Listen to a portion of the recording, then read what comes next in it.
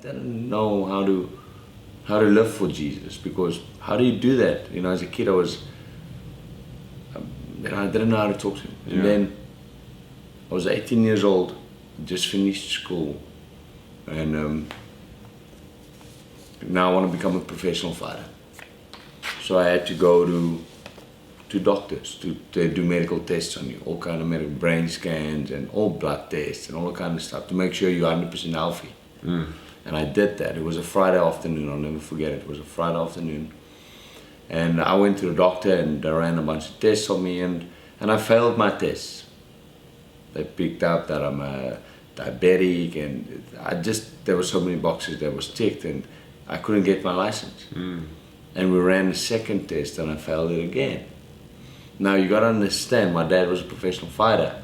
Me and my dad, that was our thing, was boxing.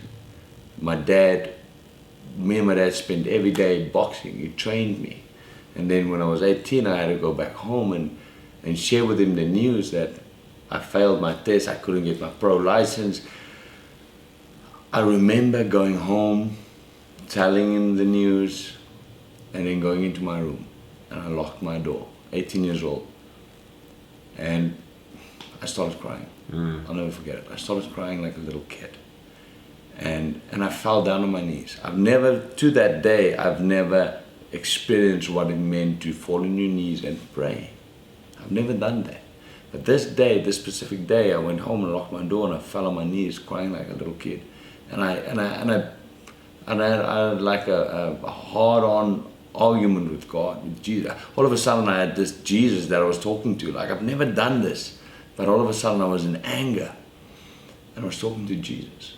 I said, come on. I said, all right. I said, now's your time. I said, because that was it. I didn't know what to do as an 18-year-old boy. And I said, this is it.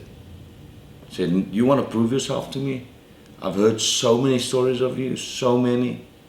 I said, now's your time. Now's your time. You got to heal me. You know what I want to do in life. You know that I want to box so badly. You got to heal me.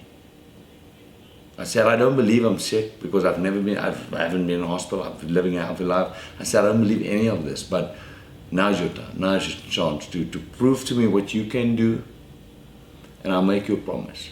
And I made him a promise. And I was on my knees that day and I made a promise. I said, you heal me, and I will testify.